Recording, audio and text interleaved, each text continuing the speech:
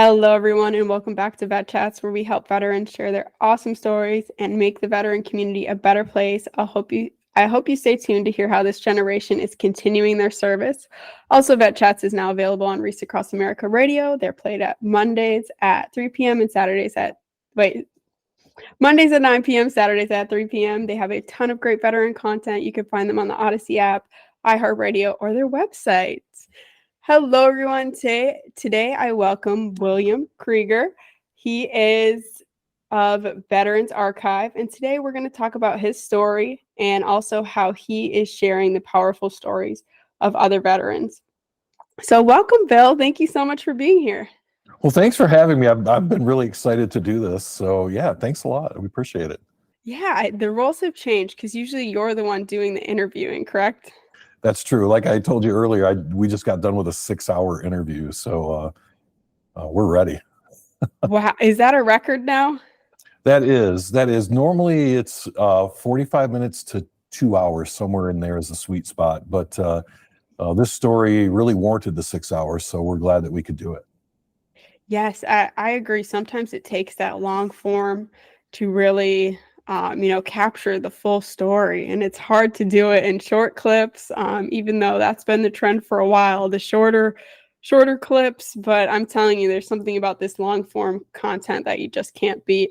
So let's get into your story. How did you end up in the military, and where are you originally from? So I'm originally from Lansing, Michigan, born and raised in Michigan. And I have a dual military story, actually. So I joined the Navy right out of high school. I'm not afraid to or ashamed to say that a girl broke my heart and moved out east and went to school and dumped me all within about a month's period of time. And I thought, well, I'll show her I'm going to join the military. So I joined the Navy, became a fire controlman. And contrary to popular belief, I didn't fight fires. I actually started them on other people's ships, is what I like to tell my family. So I spent 10 years in the Navy as a computer technician, and then also 4 years as a recruiter before I left the Navy. And then I went to work for the utility company here in Michigan. Shout out to Consumers Energy, the largest utility company in Michigan. Found my forever home basically there, but really missed the military. So I joined the Michigan National Guard in 1999 on Valentine's Day, actually, and served there. I was enlisted for a total of 14 years, went to OCS, got my commission, and became commander of the 144th Military Police Company. Shout out to the Black Hats, because they are still out there if they're listening, and served a tour of duty in Iraq in 2006, 2007, and then retired from the military in 2011 on Memorial Day. Wow, incredible. Thank you so much for your service for that long period of time. Something I'm really interested in is I'm always curious when people go back to where they're from after they get out, because I did not do that.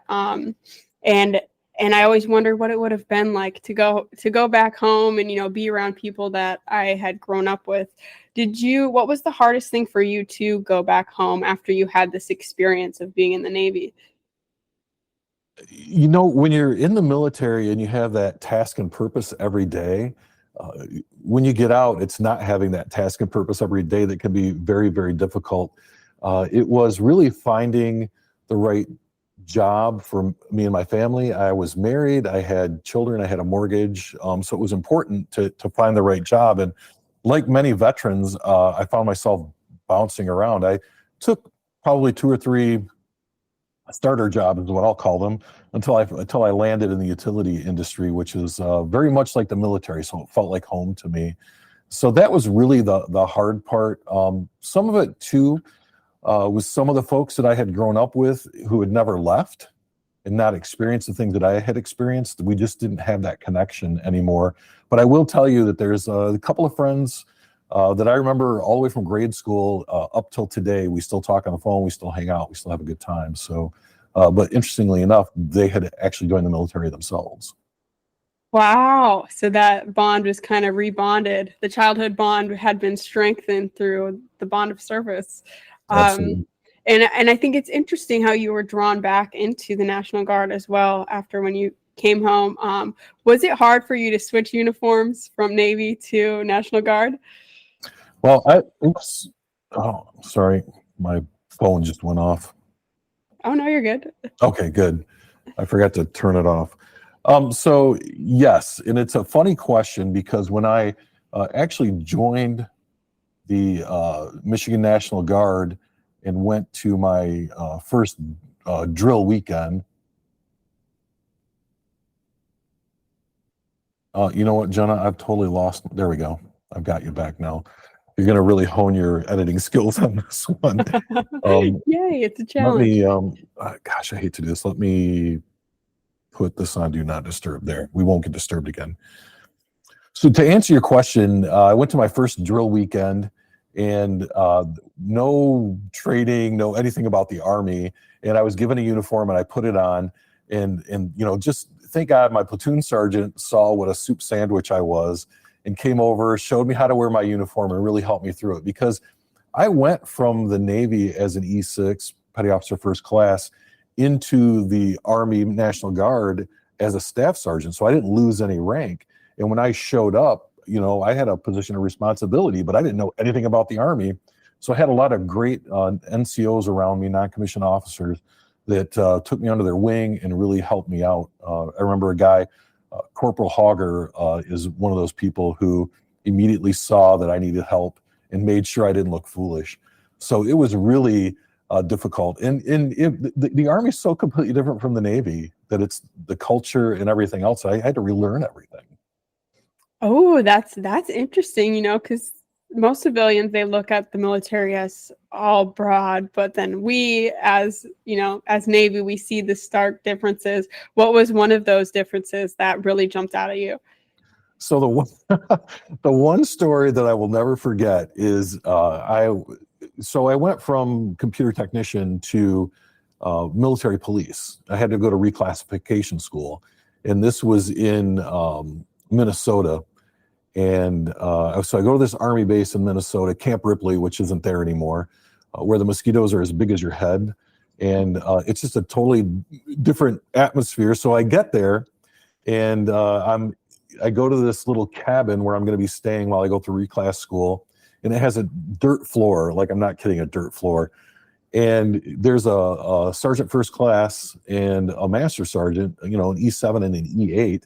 And they're sweeping the dirt floor. And I walk in as an E6 and I'm thinking to myself, the last time I went to a Navy school, it was like a dormitory. We had a pod and we had a little common area. We had a microwave. And here we are sweeping a dirt floor in the middle of the woods. And I kind of shared it with these two guys and they started laughing at me like, you are in for a whole different experience, buddy. And so that was kind of the first taste I got. Wow. And I wonder why that is, but something's coming in my mind. I mean, like in the Navy, there's no dirt on a ship, but in the Army, where they're deployed, you know, they're definitely going to have to deal with more environments like that. Is that it, or has their base just not been updated since the 40s? Well, I jokingly tell everybody I've been to a lot of Army bases, and I think that they find the cheapest plot of land in the crappiest area that they can find. And I don't mean the people in the area. I just mean like the swamp that they tend to build their bases on. So I think that has something to do with it. I think they would rather put the money into the training itself than the facility.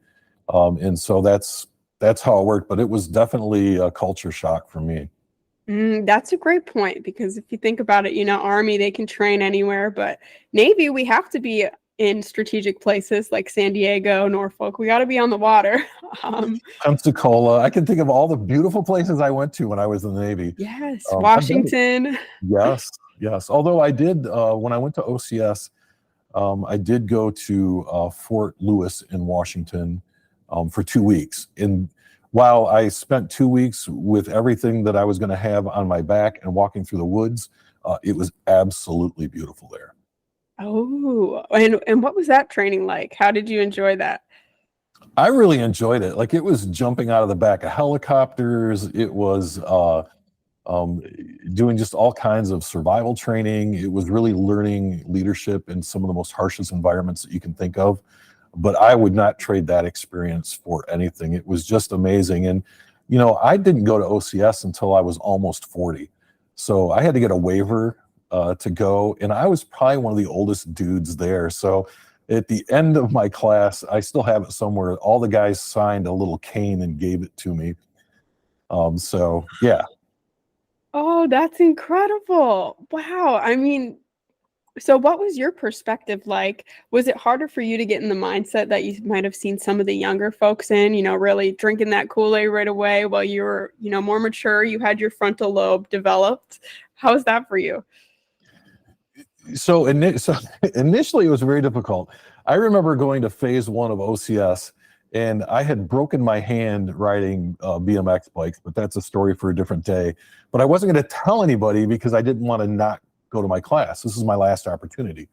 So I show up at phase 2. It's a 2-week program, and my hand is swollen up like a puppet, and I'm down in all kinds of things to make my hand feel better. In about 4 days of this, they treat you just as though you're in basic training again. It's someone in your face yelling at you. You can't do anything right. I just remember standing in line to get food, and there were people there who had washed out of the program, but they still had to complete their 2 weeks. And so they're serving up mashed potatoes and gravy or whatever the food was. I remember thinking to myself for about a hot second that, if I quit now, I could just serve mashed potatoes for the next 2 weeks and be happy about it. And then I thought, there's no way I'm doing that to myself. I'm going to complete this. I think the mindset for me was, it was very hard at first because I'd already been through basic training. I didn't want to do it again. But I also knew that it was kind of what the game was. And so I didn't get into my head like most people who've never been through this before start getting into their own heads. So I think to some extent it gave me an advantage over maybe some of the younger guys that were there, younger guys and gals, actually. Yes. Yeah, I could see that. And you also know that there's another side to this, that when you get out to the fleet or you get out to what the Army's really like, it's not like this. And I think that would have helped me, because I remember in boot camp, it seemed like there was no end. And I'm like, is the military really like this? This is how it's going to be for the next however many years? So I could see that as an advantage and also a disadvantage, So getting into what you're doing now, which is documenting stories. How did veteran stories become so important to you? So I will give you what I call the Reader's Digest condensed version of what happened, because it's a long story. But essentially, when I came back from Iraq in 2007, because I was in the National Guard, it was, I remember stepping off the battlefield on October 13th, getting on a plane and coming home. And 2 weeks later, I'm in a car driving from one part of Michigan to where my office is in another part of Michigan. And I parked my car. It was a beautiful fall day. And I got out and I locked the car. And I thought to myself, man, this is going to be a beautiful day. And it wasn't for the reasons that you're probably thinking, right? The birds were chirping, the sun was shining. That was none of the reason why it was going to be a great day. It was going to be a great day because no one shot at me and nothing blew up on my way to work. And my next thought was, I'm crazy. Like, nobody thinks like this. Like, I'm a crazy person. And it just spiraled from there to the point where in mid 2008, I had attempted suicide and realized in the middle of all of this that I needed to get some help. Thankfully, without getting too graphic, I was getting ready to pull the trigger on a gun when someone called my cell phone. And I thank God every day for that phone call.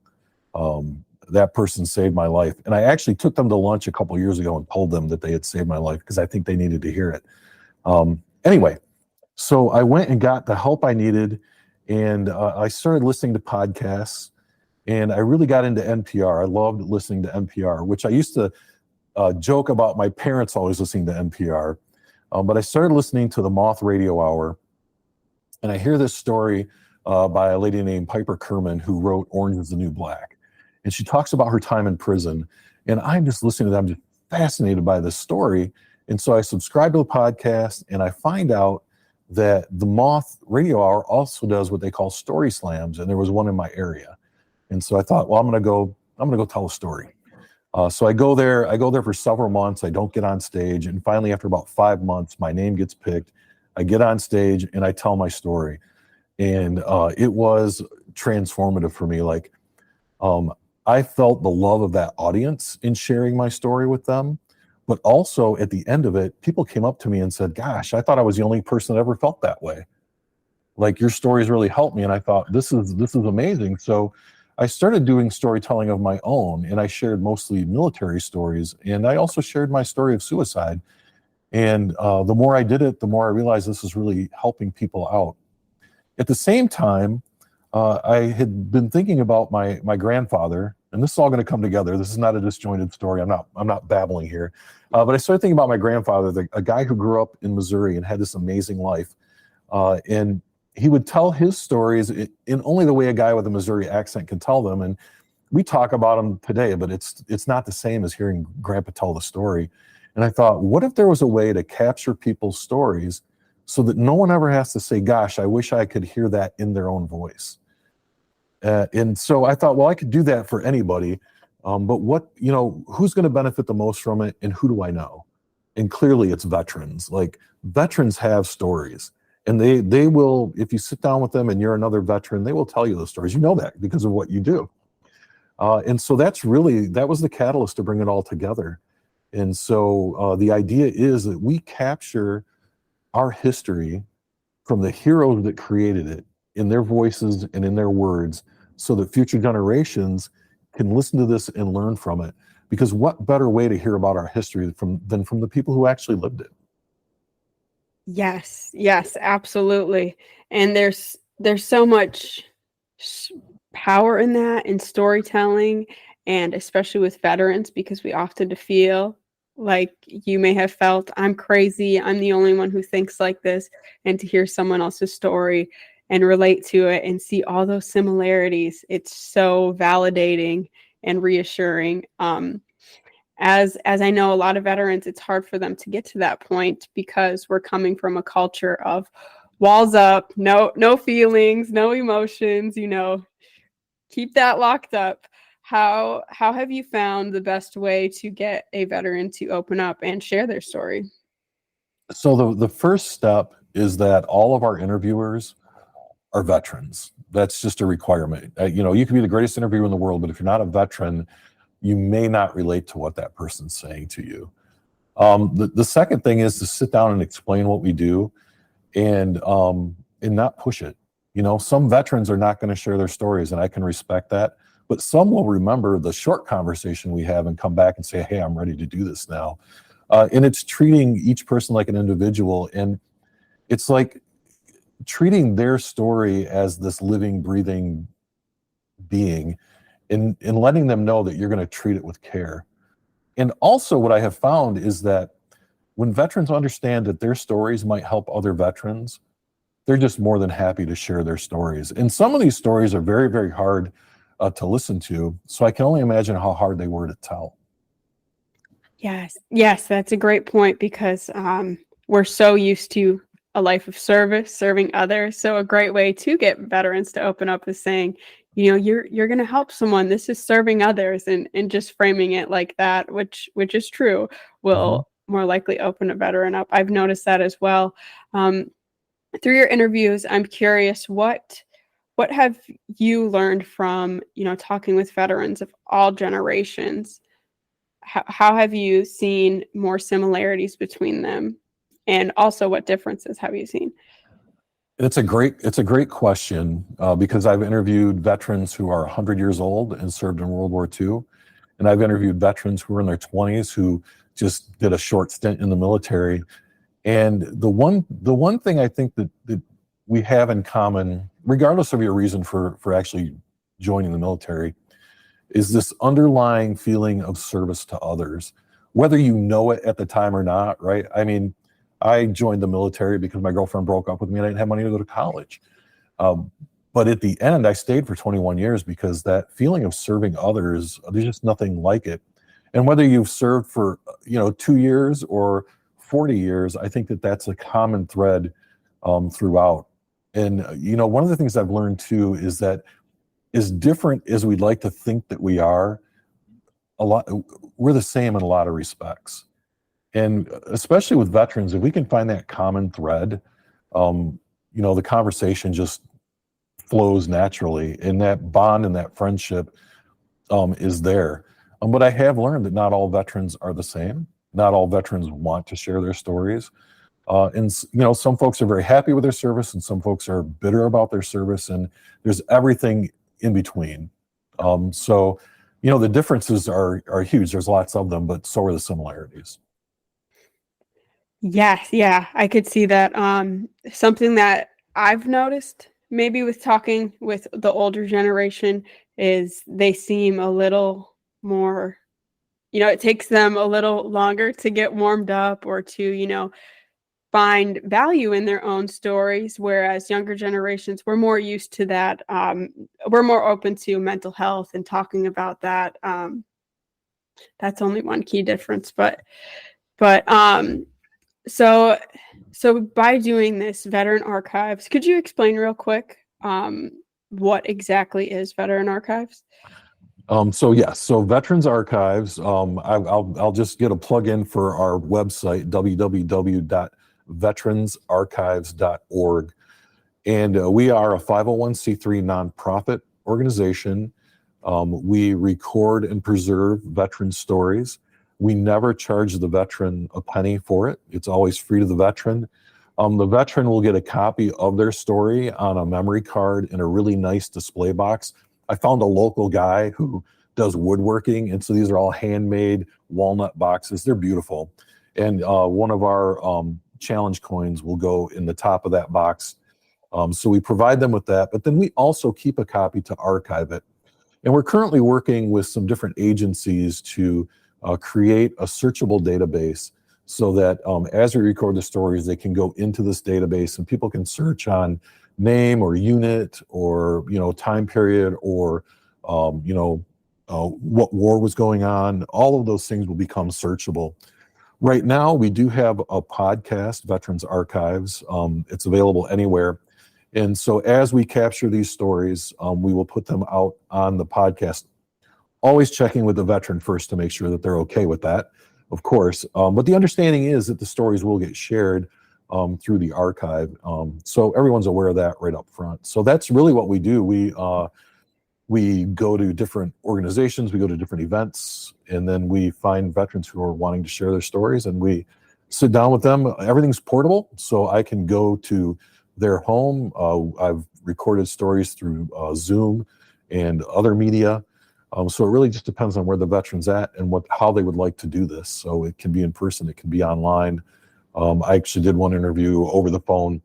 We do audio only, simply because video takes a lot more space and there's a lot more involved in editing video. So there are organizations that do video recordings like that, and we all just want to mutually support each other.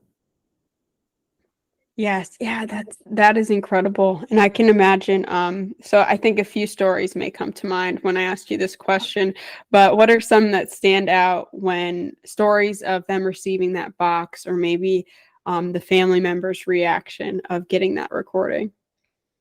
Well, there's one that really sticks out in my mind, and I met this guy purely by accident, and his father-in-law had served in Vietnam. And his father-in-law had recently opened up about his service. So he hadn't talked about it for all of these years, but it was bothering him. And someone came to him and said, look, you need to go talk to somebody, and it's really going to help you. And so he did. He went to the VA and he talked to them, but then he called me and said, I want to share this story with other people. And we sat down. I went to his house, and anyone who knows me knows that I don't drink. I'm a devout non-drinker, but I sat down with this guy, and he wanted to have a beer with me. And I'm like, I'll have a beer with you. Let's just talk veteran to veteran. And we recorded his story in his living room and on his comfy couch. We both had a beer, and he really talked about some things that you could tell had bothered him. They were very personal. And some of it made me scratch my head, like, what would I have done if I had been in that situation? And he just laid it all out there and shared it. So we did his recording. I sent him his display box, and didn't really hear from him. Like, we chat on Facebook once in a while, and we're good friends, but we haven't really seen each other in a while. So I get a DM from his daughter, and I didn't know who she was. And she said, "Hey, I just want to thank you." And so I figured out who she was, and basically what she said was that her and the family were so thankful to have this recording of her father because it's his voice, and his voice is unique. But he talked about things with me that he hadn't talked about with anyone. And so they get to see a whole picture of their father now, and then when he's gone, they'll still have that with them. And so it was just so meaningful to her that it really kind of choked me up. It was, you wonder when you do things if it even matters, and to find out that it matters, I call that your "It's a Wonderful Life" moment, when you find out how you've impacted others. And that was one area where not only had I positively impacted the guy who told me his story, but his whole family benefits from that too. Yes, that is beautiful. And I can imagine the family maybe have felt more grace and understanding of their father, brother, whoever heard it, because you're hearing that full story. I know the first time I heard my great grandpa's full story, it helped me understand why my grandma was the way she was, and it just it affects those around you, and just to have that more understanding is such a gift that you are giving families, and I think that's so important. So now on a more personal level, you kind of mentioned that this has given you a new purpose. How has it helped you maybe tell your own story? As I hear people tell their stories, it will bring up things that I had forgotten, maybe forgotten on purpose. But it's really shaped how I look at my past. Now, interestingly enough, I have not recorded my own story, and the reason is because my son is also a military veteran. He served in the Army for 6 years. He was in the infantry, and he also does recordings for us, and he's not recorded his story. So our agreement is that we will record each other's stories. Because not only do we have that father-son bond, but we have this other bond from our time in the military I just can't explain it. We just get each other, and sometimes we'll just call and tell a joke or something that most people would kind of cringe at, but it's a military thing, and we understand it. So I think through all of this, I understand the importance of not just telling the story, but telling it the right way for me. And so when I do record my own story, which will be very soon, I think it'll be complete. And that's thanks to the people that have come before and recorded their stories. That's not to say I haven't told my story, because I do a lot of storytelling, but I haven't sat down and done this yet. I've just been waiting for that right moment. And it's very, very soon it'll be here. That is going to be so special, because I believe as you both are talking, you're going to find things that you didn't know about one another, or stories that you still haven't heard. So that is going to be really cool. I'm looking forward to hearing that in the future. And speaking of future, what do you have planned next for Veteran Archives? Or, what is your next intention, or planning on expanding anything? Yeah, so last year was really our startup year. So it was getting all the equipment, contracting with the right people, doing all of those things up front. We still managed to get about 50 stories recorded, which is no minor feat. But this year going forward, we want to try and get at least 100 veteran stories recorded and out to the veterans and into the archive. That's really our goal. And so we have the folks in place to do the recordings. We are working with veterans to do that. And we are fundraising in order to pay for that, because it's not free. I will tell you that I have funded this mostly out of my own pocket, but it's been a labor of love. But as we get larger and as we do more of these, that's going to be important. We've expanded our website. We now have the podcast, which we just started in January. We do have a YouTube channel, but I'm still trying to figure out how I want to use that. But I'll get there. We have a great social media team that puts all our posts out across our different social media. We're working together. It won't be a secret that we're collaborating and sharing stories across our platforms. which in military speak, we call that a force multiplier. So I'm really excited about that. We are looking at some great corporate and local sponsorships that are coming up. And this year we'll be sponsoring a golf outing to bring awareness to veteran stories, working with some local producers to do some live storytelling.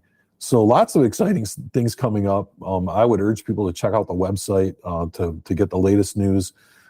You'll see my email on there. You can email me anytime. I'll answer your questions. So we're excited about this not being necessarily a building year now, but this being a we're up and running year. So I'm excited to see what that brings. Yes, big things happening, and I can just imagine all of the lives you're about to touch, and the families of those. It's very exciting, and I was put in touch with you by my aunt. So I have to shout out my Aunt Cassie for introducing me to Bill and making this possible. So, Bill, thank you so much for coming on the show. Is there anything else I could help you share today? No, again, thank you for having me on. Thank you for helping spread the word about Veterans Archives. And I look forward to talking with some of your listeners, as well as talking with you in the near future. Yes, absolutely. So everyone, in case you didn't hear, it's Veterans Archives.